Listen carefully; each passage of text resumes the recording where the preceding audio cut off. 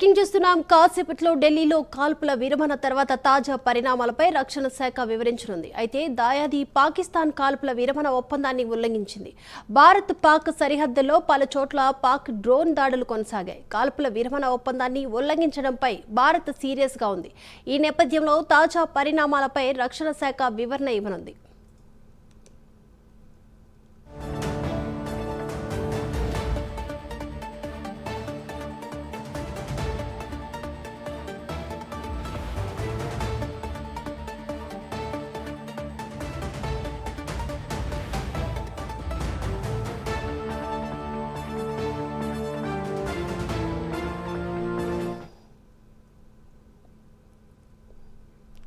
కాసేపట్లో ఢిల్లీలో కాల్పుల విరమణ తర్వాత తాజా పరిణామాలపై కూడా రక్షణ శాఖ వివరించనుంది. ఈ అంశానికి సంబంధించి ఓవరాల్ అప్డేట్స్ అందించడానికి మా నేషనల్ బ్యూరో చీఫ్ కళ లైవ్ లో సిద్ధంగా ఉన్నారు. కళ, దీపిక, దాదాపు కొద్దిసేపట్లో రక్షణ శాఖ సంబంధించినటువంటి ఒక ముఖ్యమైనటువంటి ప్రెస్ మీట్ జరగబోతుంది. ఏదైతే నిన్న 5 గంటల నుంచి జరుగుతున్నటువంటి పరిణామాలు, అటు ఇండియా పాకిస్తాన్కి సంబంధించినటువంటి ఏదైతే ఒక యుద్ధ రంగం నుంచి కూడా విరమించుకుంటున్నాము అంటూ కూడా ఇటు భారత్ తర్వాత పాకిస్తాన్ కూడా అంటే ఒక అధికారికంగా ప్రకటన చేసింది. అయితే ముఖ్యంగా అప్పటి నుంచి కూడా ఇప్పటి వరకు కూడా దాదాపు 15 గంటలు అయ్యింది. మరొకసారి పాకిస్తాన్ వక్రబుద్ధి తను ఎప్పుడు కూడా ఫోకస్ ఫోకస్ ఫోకస్ ఫోకస్ ఇక్కడ ఆర్మీ జవాన్లంతా కూడా వెళ్తున్నారు. అయితే ముఖ్యంగా ఏదైతే ఫోర్స్ ఉన్నటువంటిది పరిస్థితి, ఒకవైపు డ్రోన్ల దాడి జరుగుతున్నటువంటి రాత్రంతా కూడా ఉంది. ఆ పరిస్థితిలో నుంచి కూడా ఇక్కడ ఆర్మీ సైనికులు, మన భారత సైనికులంతా కూడా చాలా మటుకు కూడా అంటే మూమెంట్ అన్నది కనపడుతుంది. ఎలాంటి పరిస్థితి ఉంటుందన్నది మాత్రము ఒక్కసారి చెప్పొచ్చు దీపిక. ఇప్పుడు మనం చూసినటువంటి సిచ్యువేషన్, ఇది బార్డర్కి సంబంధించినటువంటి సిచ్యువేషన్లో ఆర్మీకి సంబంధించినటువంటి వెహికల్స్ అంతా కూడా వెళ్తున్నటువంటి దృశ్యాలు. అయితే ముఖ్యంగా ఏదైతే ఉందో పరిణామాలు, నిన్న 15 గంటల నుంచి జరుగుతున్నటువంటి పరిణామాలు ఈ 15 గంటలు అవుతుంది. భారత ప్రభుత్వం ఎలాంటి నిర్ణయం తీసుకోబోతుందన్నటువంటిది మీదనే అందరి యొక్క దృష్టి ఉంది. ఈ 11 గంటలకు జరిగేటటువంటి ఏదైతే ప్రెస్ మీట్ ఉందో, ఈ ప్రెస్ మీట్లో ఎలాంటి నిర్ణయం ఉంటుంది భారత ప్రభుత్వం నుంచి. నిన్న ఏదైతే 5 గంటలకు ప్రకటించినటువంటి భారత్కి సంబంధించినటువంటిది పాకిస్తాన్కి మధ్యలో జరిగినటువంటి ఏదైతే చర్చలు 12వ తేదీన జరుగుతాయా, లేదంటే మరి ఒక 3 గంటల తర్వాత పాకిస్తాన్ ఏదైతే వక్రబుద్ధి చూయించి మరొకసారి కాల్పుల ఉల్లంఘనకు పాల్పడింది, దానిపై ఎలాంటి నిర్ణయం తీసుకోబోతున్నారు అన్నట్టు దాని మీద మాత్రం ఖచ్చితమైనటువంటి ఒక నిర్ణయాన్ని ప్రకటించబోతుంది దీపిక. అక్కడ సిచ్యువేషన్ ఎలా ఉంది కళ? సిచ్యువేషన్ ఇప్పుడు మనకి ఏదైతే రాత్రి మనము లైవ్లు ఇచ్చే టైంలోనే రాత్రితో 8:30 నుంచి 9 గంటల సమయంలోనే దాదాపు కాల్పులు, అంటే డ్రోన్స్కి సంబంధించినటువంటి భీకరమైనటువంటి కాల్పులు జరిగాయి దీప. ఆ సమయంలో మనము వాటిని క్యాప్చర్ కూడా చేసాము. మనం చాలా ఎక్స్క్లూజివ్గా ఆ సౌండ్స్ని కూడా చూయించడం కూడా జరిగింది. అయితే ఇప్పుడు ప్రస్తుతం నిన్న రాత్రి జరిగినటువంటి సంఘటన ఏదైతే ఉందో దాని తర్వాత దాదాపు ఉదయం వరకు కూడా మాకు అంతా కూడా చీకటి, తర్వాత మొత్తం అంతటి కూడా కమ్యూనికేషన్ గ్యాప్ చేసినటువంటి అంటే వైఫై కానీ ఎటువంటి నెట్వర్క్ లేనటువంటి పరిస్థితుల్లో చీకట్లో ఉన్నాము. దాదాపు తెల్లవారుజామున మేము 5 గంటల వరకు కూడా. అయితే మొత్తం ఏదైతే నిన్న చేసినటువంటి డ్రోన్ దాడులు శ్రీనగర్కి చుట్టుపక్కల కూడా మారుమోగినటువంటి సిచ్యువేషన్ నిన్న చాలా ఎక్స్క్లూజివ్గా మన టీం అంతా కూడా దాన్ని చూయించడం జరిగింది. అయితే ఇప్పుడు ఏదైతే కొద్దిసేపట్లో 11 గంటలకు మనకు ప్రెస్ మీట్ జరగబోతుంది. ఆ ప్రెస్ మీట్లో మనకు ఏదైతే వింగ్ కమాండర్స్ వ్యోమికా సింగ్, తర్వాత కల్నల్ సోఫియా ఖురేషి కూడా పాల్గొనబోతున్నారు. దీనికి సంబంధించినటువంటిది ఒక సెన్సేషనల్ అప్డేట్ ఏమైనా ఉంటుందన్నది మాత్రము ఖచ్చితంగా, ఎందుకంటే 15 గంటలైనా ప్రధాని నరేంద్ర మోడీ గారు దీని మీద ఇంకా స్పందించలేదు. ఆ మౌనం వెనక కారణం ఏంటి అన్నది మాత్రము 11 గంటలకు ఖచ్చితంగా ఒక జవాబు అన్నది మాత్రము పాక్కు చెప్పే విధంగా ఉంటుందన్నది కూడా అందరూ భారతీయులు కూడా కోరుతున్నటువంటిది. ఈ సమావేశంలో ఇక్కడ కర్నల్ మనకు సోఫియా ఖురేషి, తర్వాత వింగ్ కమాండర్ వ్యోమికా సింగ్, మరి కమాండర్ రఘు నాయర్ కూడా పాల్గొనవచ్చు అన్నటువంటి సమాచారం మాత్రం అందుతుంది. 11 గంటలకు జరిగేటటువంటి ఏదైతే సమావేశం ఉందో, కీలక సమావేశము, అటు ఇప్పటికే ఏదైతే పాకిస్తాన్ రాత్రి మరి ఒకసారి కాల్పుల ఉల్లంఘనను తప్పించి కాల్పులు జరిపింది. అప్పటి నుంచి కూడా చైనాను ఒత్తిడి చేస్తూ చైనా సంబంధించినటువంటి విదేశాంగ మంత్రి ఇక్కడ అజిత్ దోవెల్తో కూడా మాట్లాడినట్లు కూడా తెలుస్తుంది.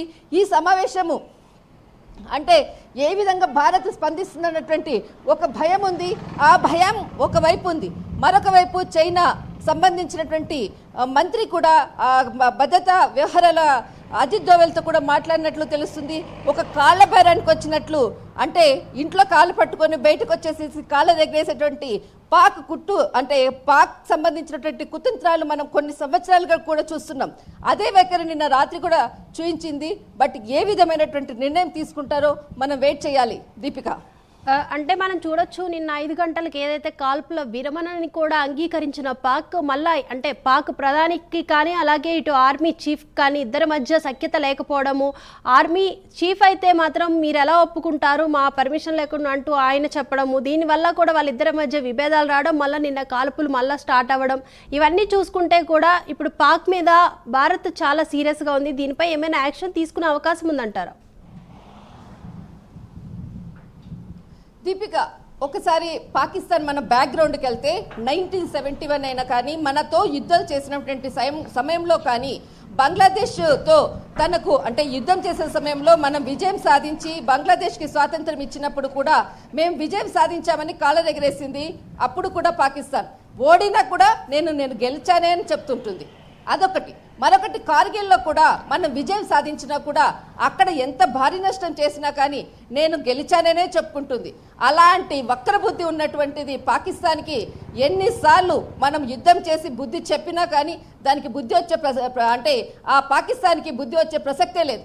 అలాంటి పాకిస్తాన్ మాటలు మనం ఎప్పుడు కూడా భారత్ అక్కడ ఉన్నటువంటి ప్రజల మీద దాడి చేయకుండా అక్కడ ఉన్నటువంటి ఉగ్రవాద క్యాంపుల మీదనే టార్గెట్ చేసి ఆ ఉగ్రవాద ఏదైతే మొత్తం అంతా కూడా పిఓకేలో ఉన్నటువంటి మనకు వాళ్ళ స్థావరాలపై దాడి చేసి వాటిని మాత్రమే మనం ఫోకస్ చేసాం, కానీ అక్కడ మనము నార్మల్ పీపుల్ మీద మనం దాడి చేయలేదు. కానీ ఇక్కడ ఈరోజు మనకు ఏప్రిల్ 22వ తేదీ నుంచి చేసినటువంటి ఏదైతే పాకిస్తాన్ ఇండియాకు సంబంధించినటువంటి కాల్పుల్లో పాక్ చేసినటువంటి దురాక్రమణలకు మన వాళ్ళు చాలా మంది కూడా కోల్పోయారు.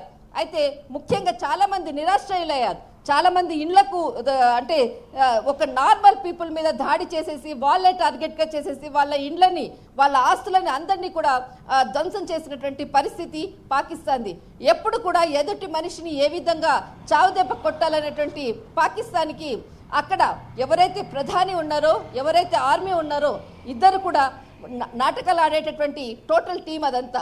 ఒకరు చెప్తారు ఆర్మీ మాట వినట్లేదు, తర్వాత ఒకరు చెప్తారు ప్రధాని మాట వినట్లేదు అనేసి ఇద్దరు కూడా నాటకాలు ఆడుతూ రాత్రి చేసినటువంటి ఏదైతే వాళ్ళ యొక్క అంటే అసలు వాళ్ళ మనస్తత్వం ఎలా ఉంటుందన్నది మరొకసారి కాల్పులు చేసి వాళ్ళ బుద్ధిని చూపించుకున్నారు. కానీ దీనికి తగ్గట్టుగానే భారత్ స్పందన ఉంటుందన్నది మాత్రం ఖచ్చితం.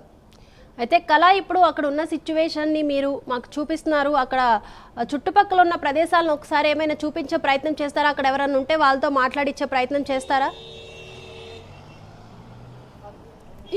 ఇక్కడ దీపిక ఎవరు కూడా మాట్లాడడానికి అసలు ఫస్ట్ ఇంపార్టెంట్ ఇవ్వరు. ఎందుకనంటే ఎక్కడ ఏ శబ్దము మనం మాట్లాడినా పక్కల వాళ్ళు మా మీద దాడి చేసేటటువంటి ఆలోచనతోటే ఉంటారు, కానీ ఎవరు కూడా లేరు.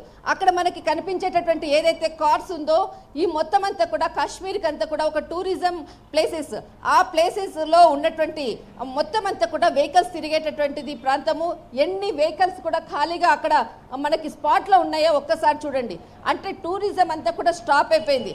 ఇప్పుడు మన ఎదురుగా వెళ్ళేటటువంటి వెహికల్స్ ఏదైతే ఉందో ఎప్పుడైతే బాంబుల మోత వినపడిందో అందరూ కూడా ఖాళీ చేసేసి వెళుతున్నటువంటి సిచ్యువేషన్. ఇలాంటి సిచ్యువేషను వాళ్లకు బ్రతకడం ఒకటే, మాకు ఆస్తులు వద్దు, ఏది వద్దు, మేము ఇక్కడి నుంచి మా కుటుంబాలంతా కూడా కొంత దూరంగా వెళ్ళిపోతే కొన్ని రోజులైనా మేము ప్రశాంతంగా ఉంటాము, తర్వాత వచ్చి మా ఇక్కడ ఏదైతే వాళ్ళకు ఉండేటటువంటి విలేజెస్ అనుకోవచ్చు, ప్రాంతాలు అనుకోవచ్చు, వచ్చి ఉండవచ్చని చాలా మంది ఇక్కడ నుంచి వెళ్ళేటటువంటి కార్లను మీరు చూడవచ్చు. ఇలాంటి పరిస్థితి ఇప్పుడు ప్రజెంట్ ఉంది. ఎందుకంటే నిన్న ఏదైతే ఉందో, నిన్న రాత్రి జరిగినటువంటి మరి ఒక్కసారి డ్రోన్లకు సంబంధించినటువంటి దాడులతో మరొకసారి బెంబేలెత్తినటువంటి ఈ కశ్మీరీ ప్రజలు ఇప్పుడు కూడా మాకు నమ్మకం లేదు, మరొకసారి పాకిస్తాన్ దాడి చేస్తుంది, మరొకసారి మేము నష్టపోవాలి అని చాలా మంది పెట్టేబెడ సర్దుకొని వెళుతున్నటువంటి దృశ్యాలను మనం చూడొచ్చు. రైట్, థ్యాంక్ యూ కళ.